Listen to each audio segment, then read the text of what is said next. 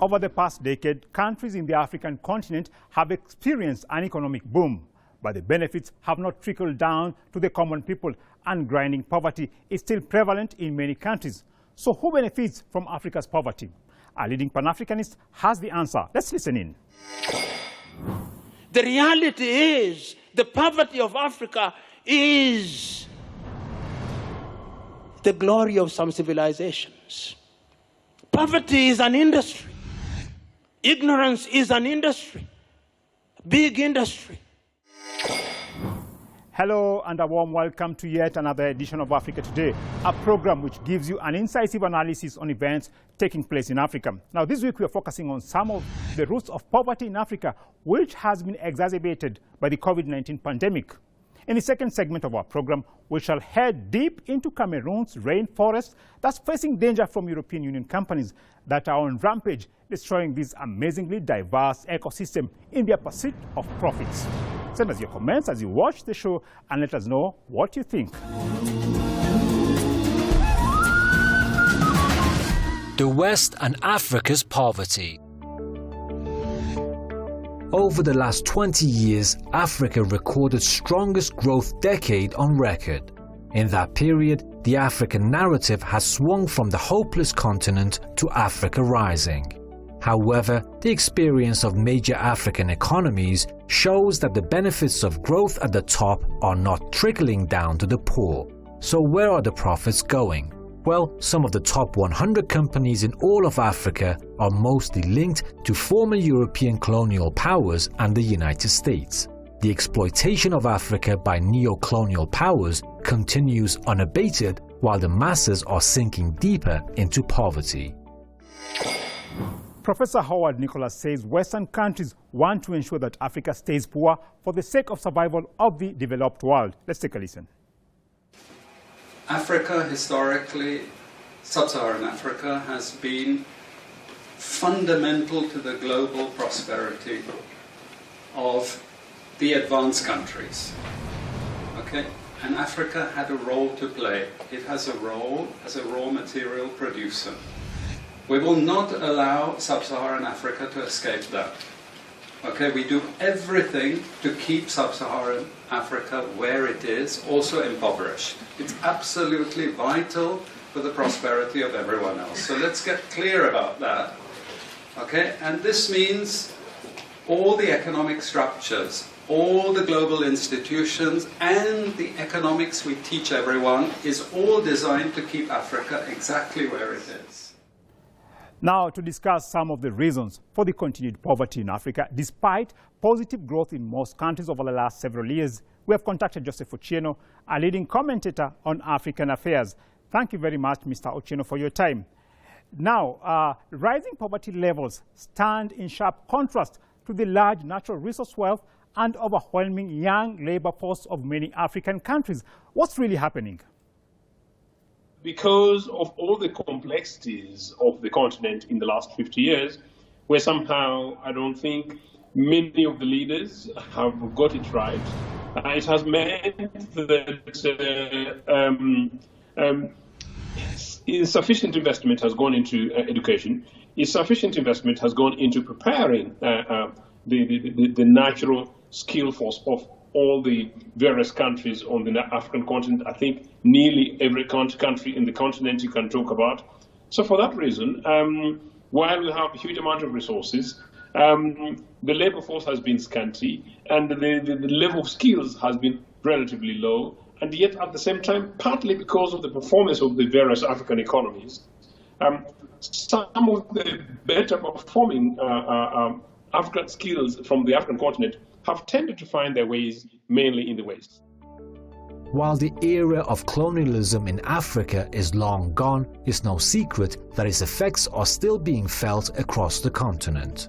In the wake of the recent economic growth in Africa, leading Western multinational corporations appear to be in a rush to grab the largest share of Africa's untapped resources.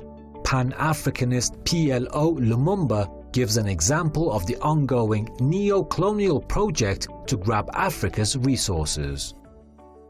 The neo-colonial project requires that Africa must remain within the sphere of influence of these states.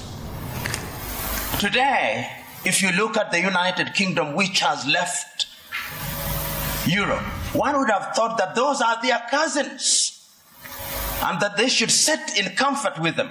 You will now see their involvement being de-emphasized in Europe and their interest and appetite growing towards the Commonwealth. Because in the Commonwealth, they are the major domos. They'll tell us what to do. In Europe, they have to grapple with the Germans and the French, and they don't like it.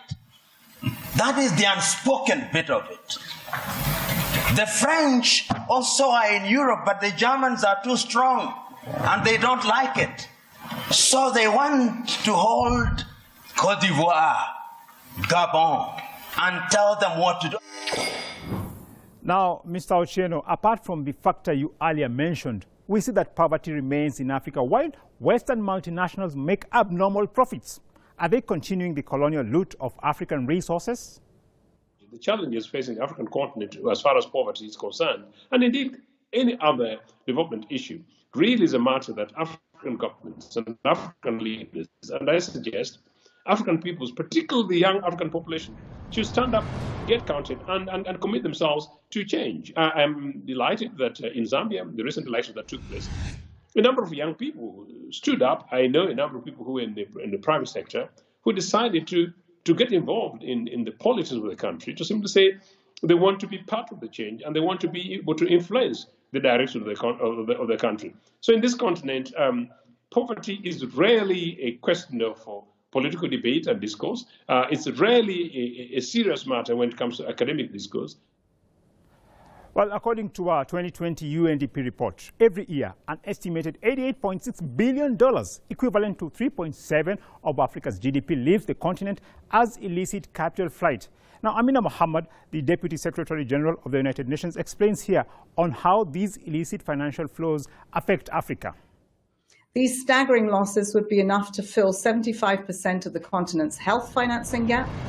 They would more than be what is needed to achieve the Sustainable Development Goal on inclusive education, SDG 4, and they are 1/3 of what Africa needs annually to fund infrastructure projects, foundation on which we would build our prosperity. These flows pose a threat to stability and security in African countries. They're undermining our institutions and democracy, and they jeopardize sustainable development and the rule of law.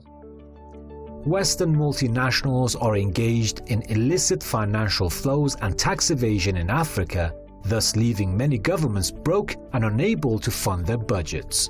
What should be done to compel multinationals take responsibility and pay taxes to stop this massive loss by African countries? I think the answer lies in very many facets. One, it lies with the African peoples, particularly the younger population of the African continent. The youth of Africa need to take a position, rise up and begin to question their governments, number one. Number two, African governments, while they're being held to account, they need to begin to act slightly more on behalf of the citizens of Africa rather than on behalf of these multinationals. But number three, I think thanks to news media like yourselves, increasing campaigns means that it is possible now for some of the issues of exploitation of the African continent and resources to be addressed. I really look forward to a robust judiciary on the continent, where perhaps citizens take their governments to court, citizens take these multinationals to the domestic courts, and that the domestic courts have got the confidence, the judiciary have got the confidence to take these guys to task. The IMF and the World Bank are viewed by many Africans as institutions which are instruments in the hands of great industrial powers of the world to subjugate African countries in favor of their domestic prosperity. Femi Falana, a Nigerian human rights lawyer and activist, recently slammed African countries for implementing neoliberal policies. We must take more than a passing interest in the socio-economic crisis in our country and the African continent. You have a situation where our governments are implementing neoliberal policies, dangerous policies, retrench workers, devalue your currency, withdraw subsidies from health, education, and the rest of them. And so how do you cope? you are multiplying and you are promoting poverty. And I'm talking of IMF and World Bank. Now, Mr. Ochieno, how are World Bank and IMF austerity measures contributing to the poverty in Africa through loans which come with strict conditions that have affected major social sectors? I can say that amongst many things in Uganda, and I can actually take it to Zambia, I can take you to many, many African countries, and that's really, really bound like been the same. It's really been a shameful thing, shameful thing, the manner in which the IMF and World Bank conducted themselves. But if I may say so briefly, once upon a time I was in London, and I met a senior African diplomat who told me that he was part of a delegation with this president to the IMF and World Bank, and he met a Western minister who was instructing them to behave like a certain African president who was saying yes, yes to them, and unless they did that, they were not going to get IMF World Bank loans. What does it mean? It basically means that behave like these guys, retrench, cut down government and give us access to exploitation. African dictators, politicians, and corrupt bureaucrats stash their illicit wealth in Western countries. An investigative journalist from the International Consortium of Investigative Journalists gives an insight here on how Africa's richest woman, Isabel dos Santos, looted her country's wealth assisted by American and European agents and financial institutions. A whole swathe of service providers, the bankers, the lawyers, the oil companies, the consultants, have allowed the extraction of the resources that belong to the Angolan people from their country into Western capitals where this money gets reinvested. Now, how have Western financial institutions contributed to the looting of Africa by dictators and multinationals? Oh, it has been various by the many facets that I suggested. But I think the most common one for Western financial institutions is basically to be the conduits for loots. Western banks particularly routinely accept and store and help to stash off billions of dollars from Africa. You have cases of former Nigerian president who kept away, perhaps was it almost close to $5 billion US, if I'm not wrong. So those cases where African leaders keep money, usually looted money, in Western financial institutions, with the collusion of these banks and financial institutions. Thanks, Mr. Ochieno, for your analysis, and it's always great having you. Now, let's take a short break, and when we come back, we shall focus on the ongoing destruction of Cameroon's pristine rainforests by European Union companies. Stay with us.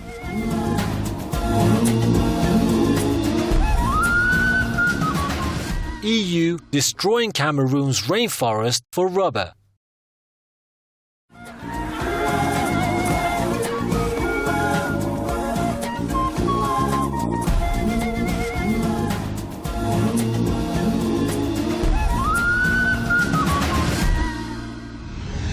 Cameroonian activists recently gathered in front of the headquarters of the European Union delegation in the country's capital, Yaoundé, to demand the end of the EU support for rubber originating from rainforest destruction. The rally was held on the occasion of the International Day of the World's Indigenous Peoples after 10,000 hectares of rainforest in the south of Cameroon, an area of about the size of Paris, were destroyed by the French multinational rubber company Halcyon Agri. Indigenous people have been greatly affected by this destruction of the rainforest. An inhabitant of the forest speaks on deforestation. La forêt est tellement importante pour nous. Alors quand quelqu'un vient donc toucher à ça, ça nous fait mal au cœur. Ça nous fait tellement mal au cœur. Parce que si nous voyons ce que les sociétés forestières ont fait dans les IFA, là où les engins passent, ils dévastent la forêt. Tous les plantes et médecines qui sont là, ils déterrent ça, ils tuent ça. Et ça crée problème. For more on the dangers facing Cameroon's rainforest, we have contacted Samuel Nguifo, an award-winning Cameroonian lawyer. He's the founder of the Center for Environmental Development. Thanks a lot for your time, Sam. Now, the European Union claims to be at the forefront of environmental conservation, yet companies from member states are destroying Cameroon's rainforest. This is clearly a case of double standards. Now, what's your take? If I look at what is going on in not only in Cameroon, but in the rest of the Congo Basin countries in Central Africa, yes, there is a lot of logging activities going on. There is a lot of forest destruction going on involving companies of totally diverse nature, either logging companies or mining companies, companies involved in agro-industries, large construction companies. So this is a very clear trend that destruction is happening, and we see the forest clearly disappearing. We are very much concerned by what we see. And what we also hear is the speeches, the discourse in Europe and in the rest of the world. Everybody claims to be protecting the environment. But what some companies do is totally contrary to what their states are saying. And this is a trend also that we have been witnessing in the past 30 years. The government of Cameroon has been criticized for failing to take action to protect the country's rainforest. The masses feel they have been abandoned by the government and are now at the mercy of foreign companies destroying the rainforest. Cameroon still has 40% of its indigenous forest. The government grants licenses for logging in alignment with their forestry policy. Despite this, illegal logging and land grabbing is a constant battle for the community. Normajo's Baka Pygmy community have a naturally strong commitment to protect their forest.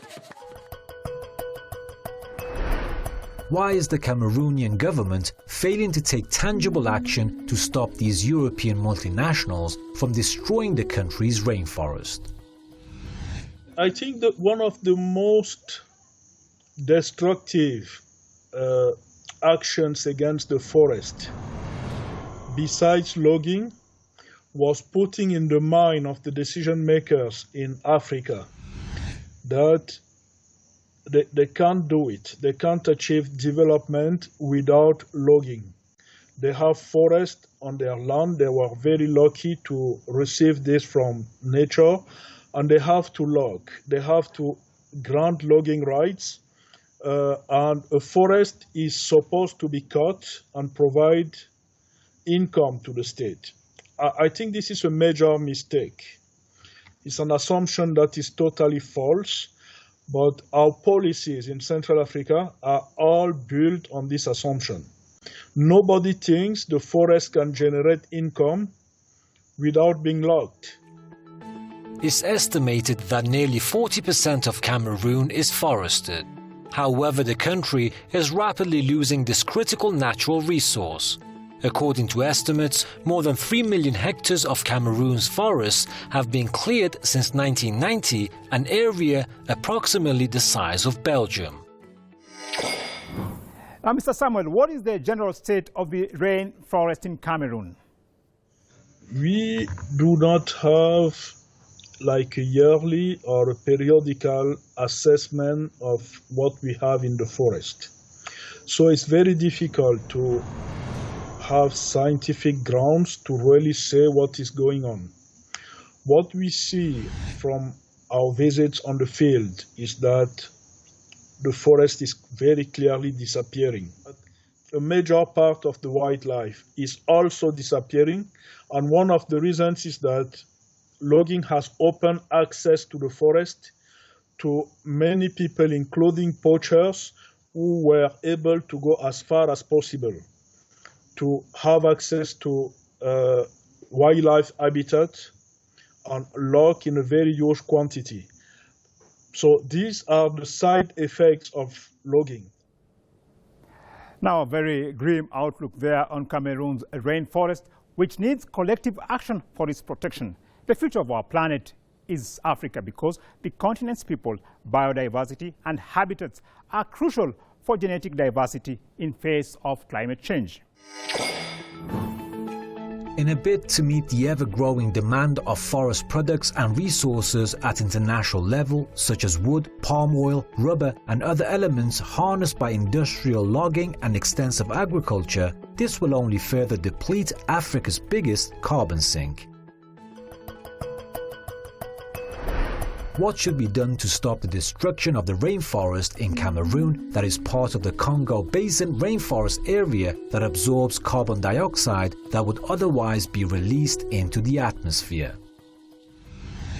I think the very first thing that we should do will be to have a meeting bringing together all the stakeholders to assess what has been done in forest management so far, and to learn the lessons that we can get from what we did in the past 20 years, 25 years, and from there to take decisions. Illegal logging is going on, legal logging is not sustainable, the forest is disappearing, and yet nobody says, let's stop and look behind us to see how we were able to perform. And then from there, let's plan the future. This would be done by any person with a little sense of logic to assess what he did. In fact, every single person at the end of the year assesses what happened in his life in the previous year, and on the grounds of the lessons learned, plans the future, right? Why don't we do it as a state, as a region, the Congo Basin? Why don't we do it for such an important resources that we were so blessed to have on our land? In an effort to preserve the Cameroon rainforest, it's essential to have political will from the government to stop the greed by European multinationals which do not care about the environment. A local here feels corruption by the authorities is a major factor. On ressent à travers ce qui se passe la corruption qui règne au pays. Parce que vous n'allez pas me dire, en même temps, ces gens qui donnent les titres à ces sociétés, en même temps, c'est chez eux qu'on se plaigne. Et quand on se plaint chez eux, on n'a pas de suite. Vous croyez que le pauvre villageois va faire quoi? Now, are you optimistic that governments and international community will take action to save and preserve Cameroon's rainforest and indeed Africa's rainforest?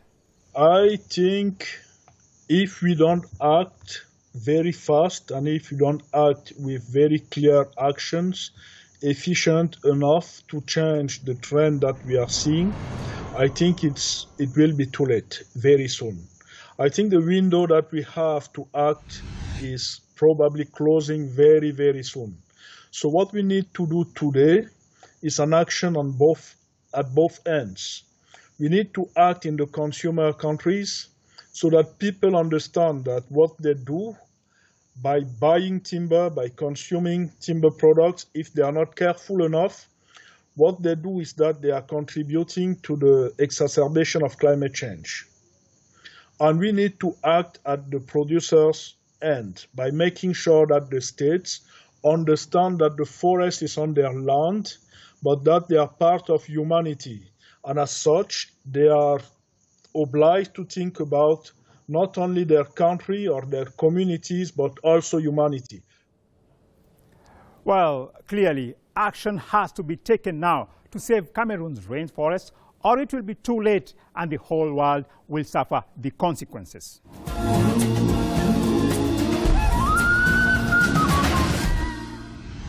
Well, that's all the time we had for this edition of Africa Today. Do drop us a line through our social media handle and let us know what you think about today's program. You can also watch today's show on our website, presstv.ir. And thanks a lot for watching, and God bless you.